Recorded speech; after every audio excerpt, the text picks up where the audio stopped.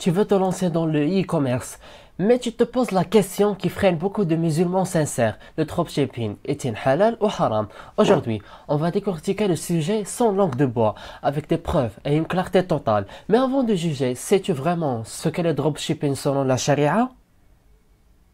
D'abord, c'est quoi le dropshipping exactement? Le dropshipping, c'est un modèle de commerce où tu ne stockes pas toi-même les produits.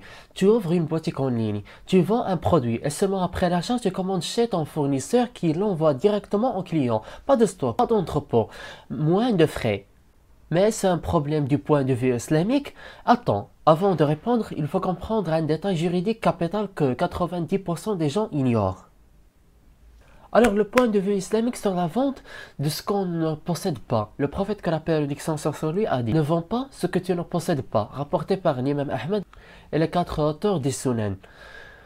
Cette parole a fait dire à beaucoup de savants que la vente avant possession est interdite. Mais d'autres savants distinguent entre possession physique et possession contractuelle.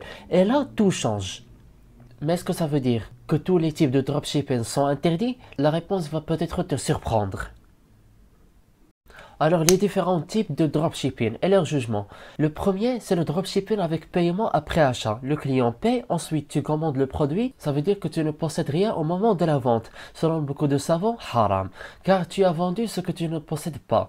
Le deuxième, c'est le dropshipping avec stock. Avec stock, virtuel au contrat ferme. Tu signes un contrat avec ton fournisseur qui te garantit la disponibilité des produits à tout moment. Pour certains, cela équivaut à une possession juridique, donc halal sous condition. Le troisième, c'est le dropshipping avec paiement différé. Tu commandes le produit chez le fournisseur avant que le client ne paye. Ici, tu respectes le hadith, considéré comme halal. Ça veut dire c'est considéré comme halal. Mais ce n'est pas tout. Il y a un autre aspect que presque personne ne considère. C'est le problème de la tromperie et du mensonge. Beaucoup de dropshippers utilisent des faux délais de livraison, des photos exagérées, des descriptions trompeuses, des prix artificiellement gonflés. Et ça, même si le contrat est conforme, ça tombe dans le mensonge, la triche et le riche, interdit en islam. Pense que tu fais juste du marketing, attends de voir ce que le prophète, que la paix et la bénédiction soit sur lui, dit sur les tricheurs. Alors le hadith du commerçant malhonnête, celui qui nous trompe n'est pas des nôtres, hadith authentique. Beaucoup de jeunes se lancent dans le dropshipping pour faire du halal, mais glissent dans l'interdit à cause de leur méthode. Si tu utilises le dropshipping pour vendre des contrefaçons ou des produits que tu sais défectueux ou que tu ne précises pas les vrais délais, tu rentres dans un commerce illicite, même si le modèle est théoriquement valide. Mais alors, comment faire pour que ton dropshipping soit halal à 100%? La solution existe. Donc les conditions pour rendre le dropshipping halal: la clarté totale avec le client, mention exacte des délais, produits réellement disponibles, photo conforme au produit réel, contrat ferme avec le fournisseur, la possession avant la revente physique ou juridique. En d'autres termes, tu dois vendre avec honnêteté, sans spéculation ni triche. Mais quel avis faut-il suivre parmi tous ces savants? Et qui a le dernier mot? Alors les avis des savants contemporains. Cheikh el-Munajid distingue selon les conditions. Certains érudits, comme Cheikh Ali el-Halabi, autorisent sous conditions strictes. Conclusion, il y a divergence. Donc si tu veux vraiment rester du côté sûr, choisis l'option qui te garantit de ne pas tomber dans le doute.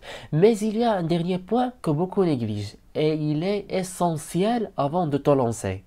C'est l'intention derrière le commerce. Pourquoi tu fais du dropshipping? Pour te libérer financièrement, pour nourrir ta famille, pour plaire à Allah et sortir du riba, ou pour faire de l'argent rapidement sans scrupule?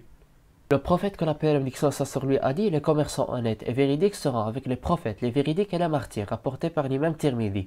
Le commerce peut être adoration si tu le fais avec une intention pure, et haram si tu le fais dans l'injustice. Alors tu veux savoir comment commencer un business halal de dropshipping étape par étape? Reste jusqu'à la fin. Mais comment lancer ton dropshipping halal pas à pas? Premièrement, trouve un produit utile, licite, de qualité. Deuxièmement, choisis un fournisseur fiable avec stock garanti. Troisièmement, rédige des descriptions transparentes. Quatrièmement, propose un SAV clair. Cinquièmement, sois honnête sur les délais. Sixièmement, prie salat al-istikhara avant de te lancer. Et surtout, cherche la bénédiction avant de chercher le profit. Tu veux un business halal qui plaît à Allah? Voici ce que tu dois retenir maintenant.